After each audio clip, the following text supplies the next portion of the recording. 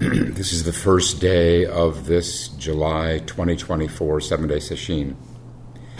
I'm going to start by reading from the teachings of Yuanwu, Chinese Zen master Yuanwu, who wrote these letters in this book. The book is called Zen Letters, Teachings of Yuanwu. And these were written by him in the 12th century. He lived from 1063 to 1135.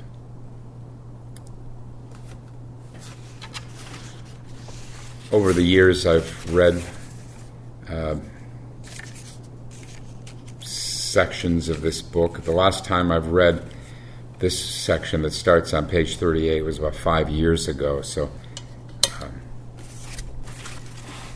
it won't sound familiar to some of you.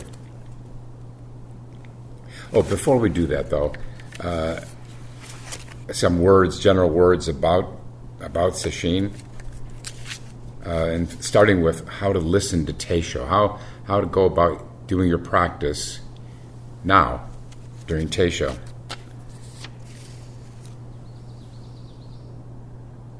For people who are working on a koan, and there are quite a few who are, you want to see if you can maintain the awareness of the koan as you're listening. This becomes less difficult the longer you work on a koan. You can sort of keep it going in the back of your mind. But if you're newer to working on a koan and it seems like it's at odds, the awareness of the koan is at odds with the listening to the teacher, then just forget the koan during Teisho and just listen. It's a tremendous practice, just listening. What many people do, especially earlier in sesshin, is they don't just listen, they think about what is being said, or try to figure out what is being said. This is inadvisable in Zen practice. Or you may have associations. Something that is said makes you think of something or somewhere or sometime, and strictly speaking, you don't want to go there. You want to just listen, absorb, receive. You'll catch yourself from time to time with having gone off, exiting the freeway with thoughts and associations and memories and figuring out and everything else. But just as soon as you do, then you want to go back to just the listening. Or if you're working on a koan, if you're able to keep the awareness of the koan, then even better. But it doesn't matter that much if you can't do both during Teisho. The key thing with Zazen, with Zen practice, is not dwelling in thoughts. That's almost as good as staying with your koan. So don't make a problem out of it if it seems like you can't do both. Just listen as best you can. Come back to the listening when you find yourself having wandered off mentally.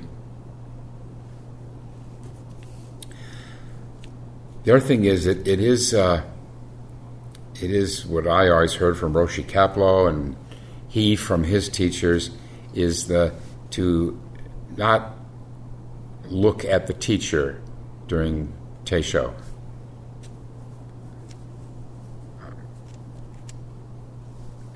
From time to time we hear about someone whose hearing is marginal enough that they say, well, I can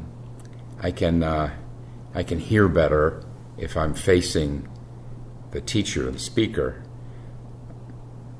But are you sure?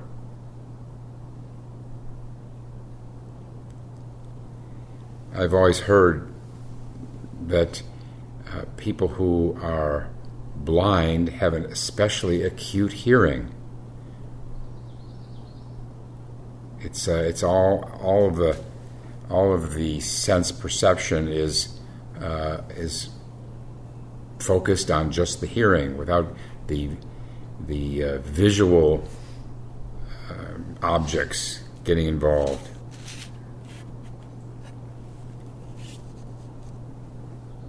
When I keep the eyes open, always in the Zendo, doing Zazen, during Teisho, during chanting, the eyes are open, but not focused on anything.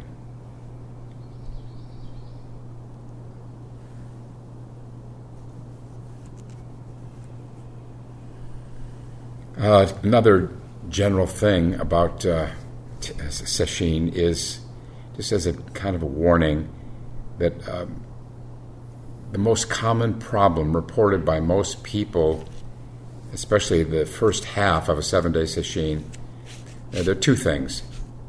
Pain,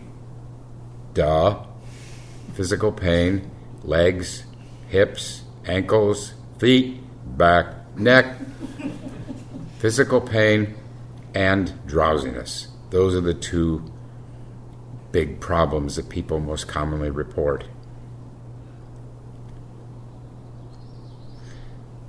And both of them are more troublesome, or really become more obstacle through thoughts, through engaging in thoughts. As sesshin goes on, the thoughts thin out. For all of us, no exception. If you're sitting 9, 10, 12, 14, 16 hours a day, you're going to have fewer thoughts. And when you have fewer thoughts, the pain, the physical pain, is less of a problem. It probably won't go away entirely, but it's just not the same problem as earlier in sesshin. The mind settles. Thoughts settle.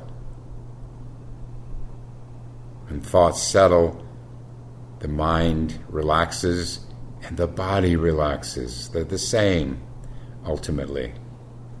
The body is a kind of a release in the body, less contraction, less tension. Most people find that as sesshin goes on, the physical pain is with some exceptions. If you have a sore spot in your sitting, that could get worse, and then you have to problem solve, figure out how you can relieve that. But for just the general pain, physical pain, don't despair if today or tomorrow or day 3 it's getting pretty bad, because usually there's a tipping point in about the middle of sesshin where it goes the other direction, becomes less of a problem. That is, as long as you're not expecting it to.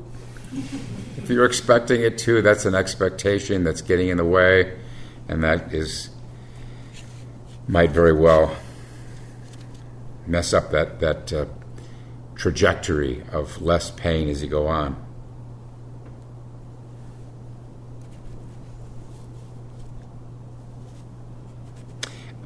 And with regard to pain, it's tempting sometimes to prematurely go to a chair. Now, I would never presume to be able to know for any individual when it's time to go to a chair. It's a real balancing that has to go on. Some pain, some physical pain, can really help concentrate the mind. You probably all know that. If we could somehow each here have our own flotation tank, so there's no gravity at work, everything is zero, reduced pain to zero, the mind would not be very taut. Concentration, it would be real work to concentrate in that situation. So that's one extreme. That's a kind of a silly extreme example. So a little bit of pain can be very useful. And this goes for the stick, too. Think of the stick as acupuncture, because it is. The use of the stick originated in China and then was picked up in Japan. But those two spots, and that spot on each shoulder is along an acupuncture meridian. Surely you all know that the stick is never used as a reprimand. Never. It's just used to give some acupuncture for people who want it.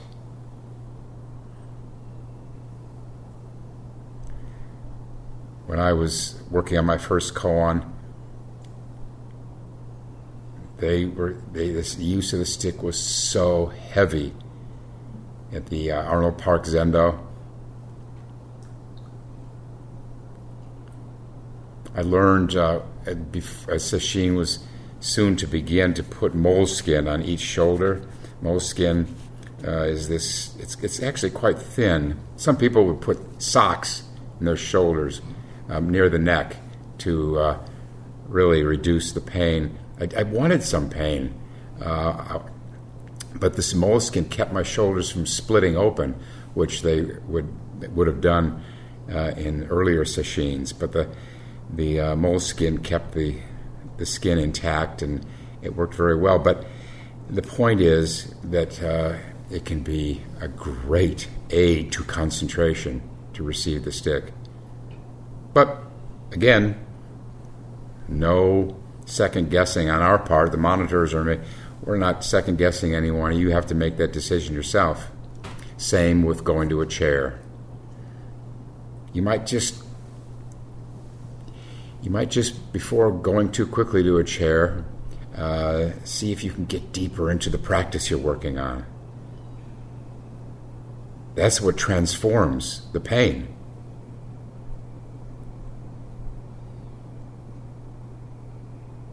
If you go too soon to a chair, then you don't discover that we have within our own mind, our concentration, we have this amazing power to transform pain, to transcend pain.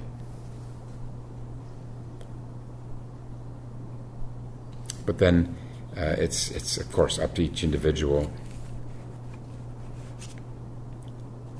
So both physical pain and drowsiness, a lot of people are plagued by drowsiness. Again, I think it's more common the first half of sesshin. Why? Same reason that pain is more of an obstacle in the first half of sesshin, because of thoughts. And by that I never mean just thoughts, but I mean dwelling in thoughts, clinging to thoughts. That's the problem. Thoughts are going to come whether we want them to or not. It's just a function of a living brain. That there's some at least some low level of thought activity. Without the only way to be completely free of that kind of thought activity is to flatline. So make peace with thoughts coming and going, and just do your best to avoid getting involved with them, mentally involved with them.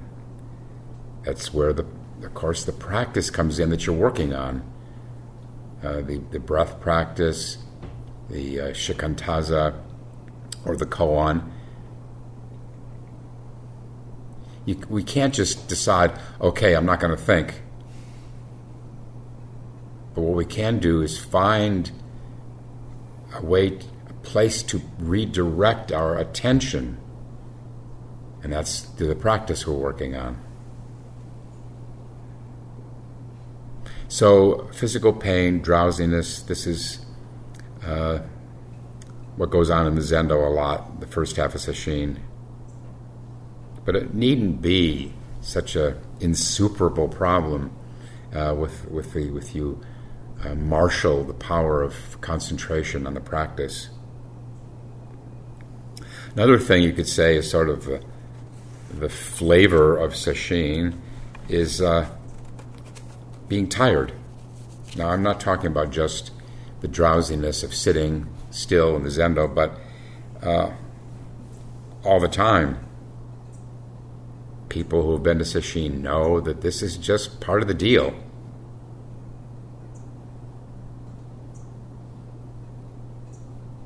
It's part of the deal of being a parent of a newborn, an infant, a young child. It's just part of the deal. You're tired a lot.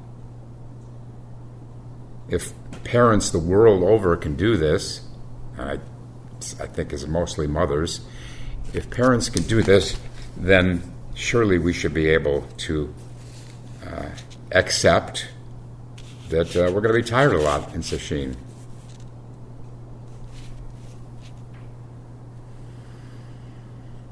One other thing that I wish I had heard early in my Sesshin career is that dreams during the night can get wild during Sesshin.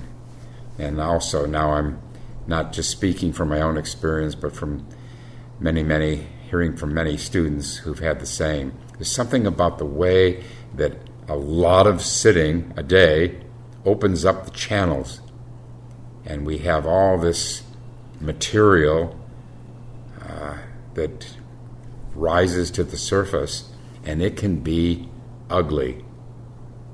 I wish someone had told me that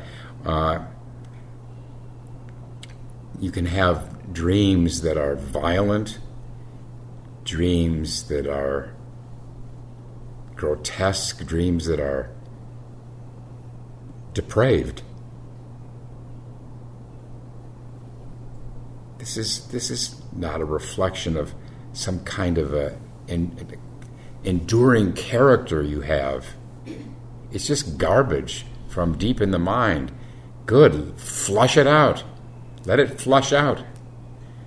Don't waste any time analyzing your dreams, trying to figure them out. There's a place for that. That can be something in psychotherapy that may be useful. But for this 1 week, and for many people have only 1 or 2 weeks a year to do Sesshin, quit the analyzing and figuring out dreams. To do so means you're not present. You're still back in the dreams you had.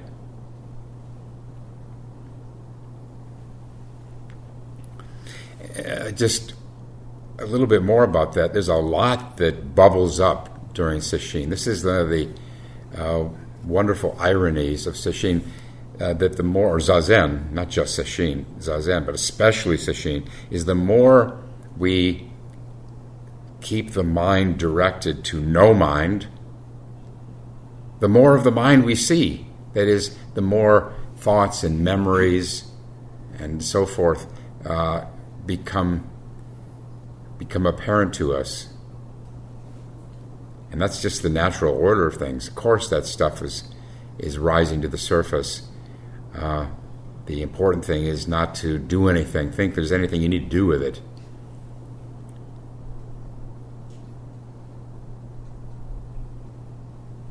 My first few sesshins, I thought I was working on Mu, but now looking back on it, I think I was working on Mom more than Mu. It's very, very purging, very liberating to just to have it come up and not do anything with it. Just see it. That's enough. Watch it go by. Let it go. Very valuable process without thinking about our thoughts or memories or anything. All right, now back to Yuanwu. Yuanwu is credited as the author, the main author of the Blue Cliff Record.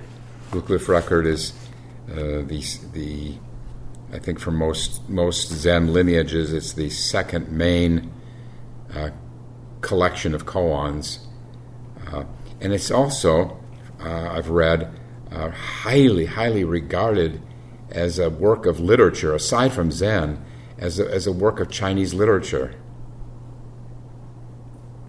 Those of us who aren't fluent in Chinese would never be able to appreciate what a sublime work of literature it is, but it sure has a lot about the koans themselves to us who don't know Chinese. So I'm just going to pick up here about the middle third of the book and start off with one of his letters. He says, "The present perception is the truth, but the truth is beyond this perception." That's a lot, just in that first sentence. The present perception, that is hearing, seeing, smelling, tasting, feeling, and thinking. In Buddhist psychology, thinking is kind of the sixth sense, in addition to the usual five. So that seeing, hearing, feeling, and so forth it's not contrary to the truth. How absurd. Why would hearing something be contrary to the truth? It's what is. It's what is. It's not. How could that not be the truth? But then, the second half, but the truth is beyond this perception. And he goes on to elaborate. If you are attached to perception, then this is a perception. It is not arriving at the truth. In other words, it's the experience of just limited to the seeing and hearing and so forth, and it's not beyond that. So how do we get beyond the perception, this ordinary, conventional perception that everyone in the world has the faculties to do? We get beyond it by not clinging to it. So that's a tall order, to not cling at all to a perception. Already, just in the last 12 hours, I've seen some deer in the back here. You see from the water table, some deer frolicking, moving about. Okay, that's a perception. So you notice it. There it is. How quickly can you let go of it? Or to put it another way, how long are you going to think about it? That's the problem. And draw associations from it and memories from it.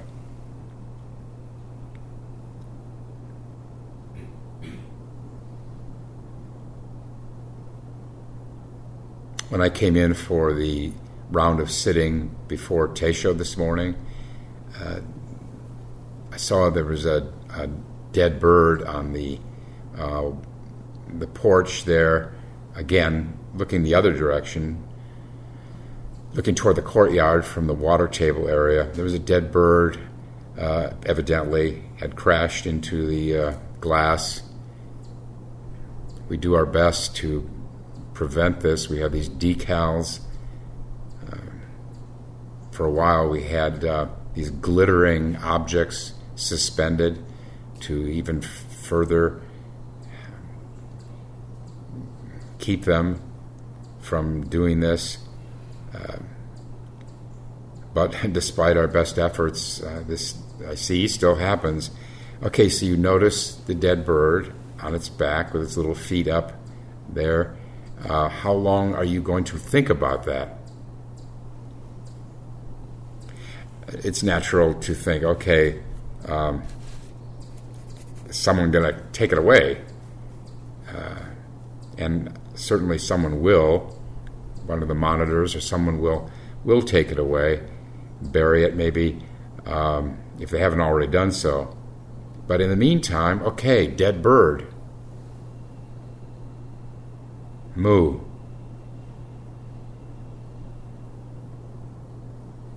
For people working on what is it that's seeing the bird? What is it that's maybe thinking about the bird? Who is it who's thinking and seeing the bird? In other words, to detach from the bird as an object. That's the key thing.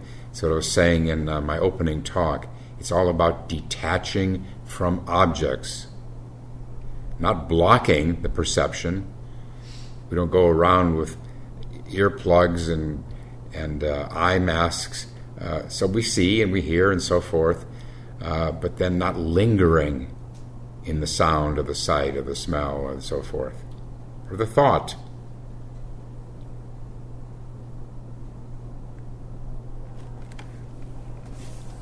He continues, those who arrive at truth transcend perception, that's letting go of it, moving beyond it, but they manage to use perception without dwelling in perception.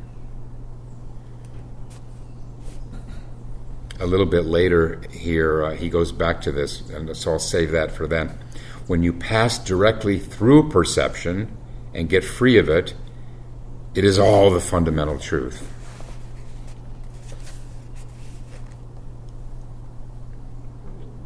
It's such a, the word truth is such a dead, abstract word.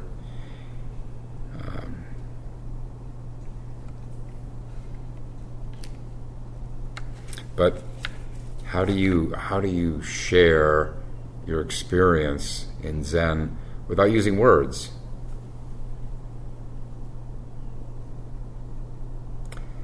The great Yuanwu, the Taoist sage, he said, words exist for meaning. Once you understand the meaning, you can throw away the words. But where can I find someone with whom I can speak without words?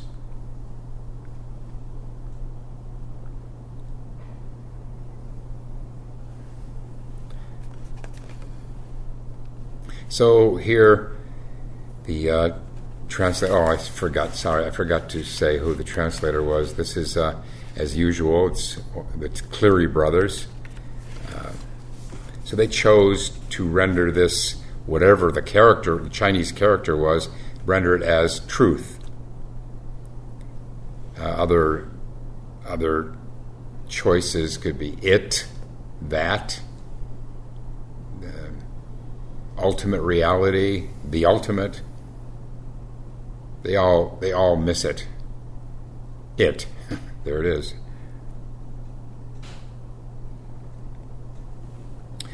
So let's just go with their choice of truth. The truth. Oh, another one. One of my favorites is the way. The way. The Tao.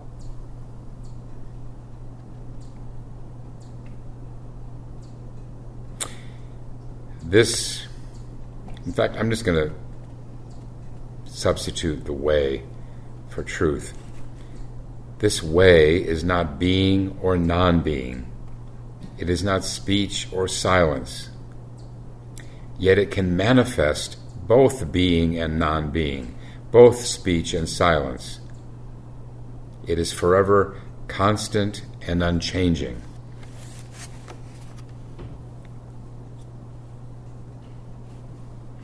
When he says it is not speech or silence, of course he means it's not limited to just speech. It's not limited to just silence. How could sound, whether it's words or bird calls or the sound of the fans in the ceiling. How could sound not be the way? It is forever constant and unchanging. That is, this reality that is not limited to speech or silence, not limited to the realm of being or non-being.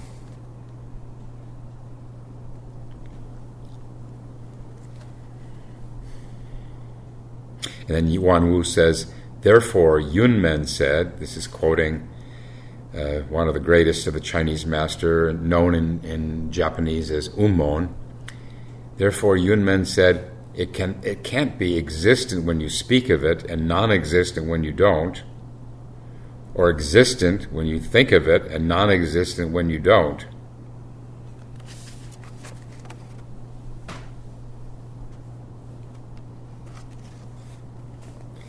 He continues, you must subtly arrive at this truth and get its great function. Yeah, without function, without realizing the function of it, it's just an abstraction. It's a word, a concept. And you could say that's our assignment in Sesshin, as in Zen practice generally, is to get to how it works, to be able to realize, make real how this way, this Dharma, how it functions.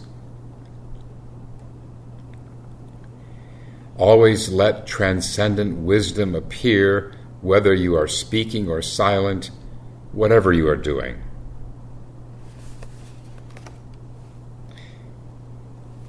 Now there, again, we can get away from some of those abstract words by in terms of practice, making it practical, we could plug in mu. Always let mu appear, whether you are speaking or silent, whatever you are doing. Or who, or what.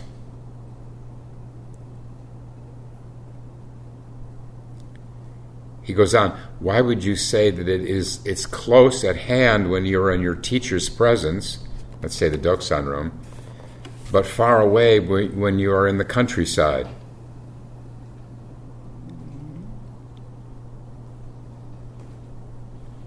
As you go directly forward, that is, as your practice develops, you will encounter it wherever you are. You can say the same about Sesshin as compared to non-Sesshin, outside of Sesshin. How could there be more truth in Sesshin than there is outside Sesshin? If it's reality, if it's the ultimate reality, the way, how could there be any difference about in Sesshin or outside Sesshin? It's just that, lest any of you decide to leave now, it's just that in Sesshin, it's easier to access this truth, this realm of no-mindedness, no thought. Again, the function, the practicality, this is where we are most likely to realize this truth that is beyond all dualities. Make it real. Embody it.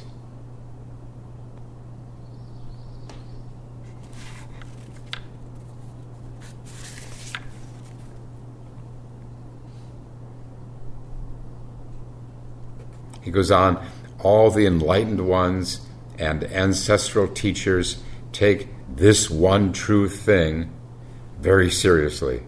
It is spread among beings of all potentials, high and low, noble and lowly, without any preferences or aversions. It is in all the myriad kinds of action, naturally real, clear, and complete.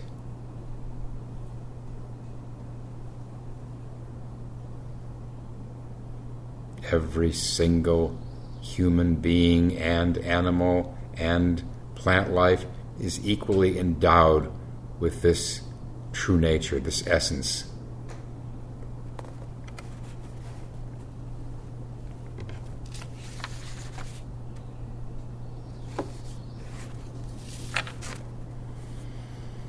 He goes on, if you make a special thing out of your views of Buddha Dharma, mystic marvels, then there is a lack.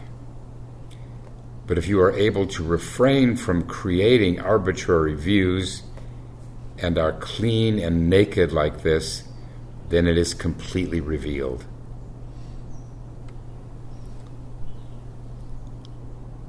That's our human affliction, is to make something out of what is essentially nothing. Make something out of these words and concepts. Reify them when there's really they have no substance. We do this reflexively.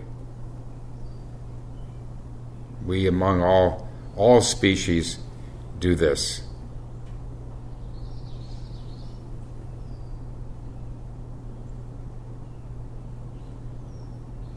This made me remember a koan in the Blue Cliff record called Kasan's Beating the Drum.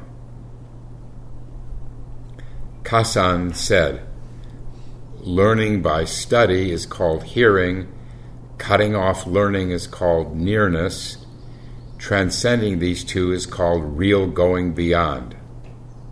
So a lot of words, a lot of concepts there. So a monk asked, what is real going beyond?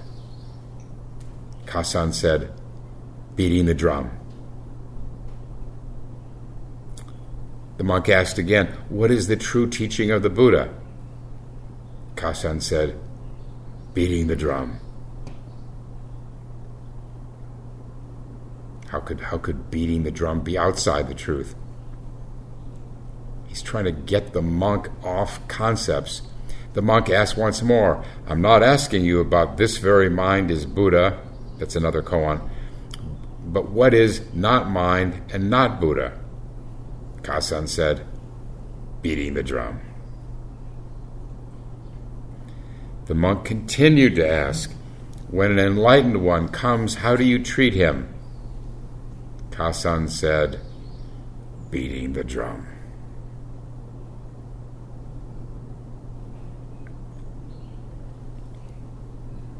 Kasan keeps trying to bring this monk back to this mind of non-discrimination, this mind beyond thought and words, mind that transcends doctrine, principles, learning, dogma, knowing and not knowing, attainment.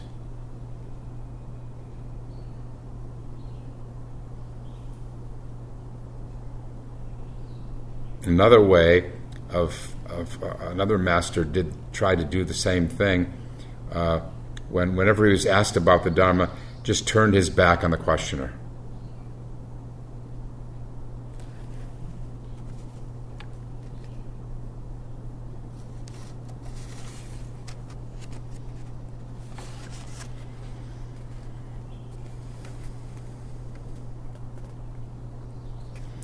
And then Yuanwu continues, just a little more here. If this matter were in words, then it should be definable in a single statement with no further change.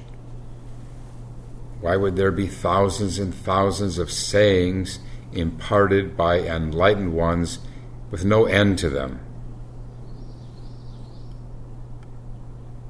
From this we know that it is not within words, but we need to use words to illustrate this matter.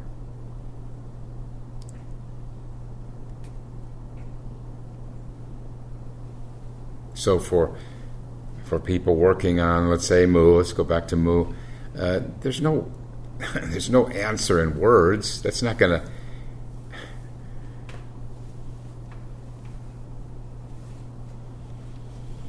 Here's one answer in words for what good it is. Form is only emptiness, emptiness only form. Form is no other than emptiness, emptiness no other than form. Okay, where does that get you? It has to be the experience. It has to be what the words are pointing to. Not the finger, but the moon.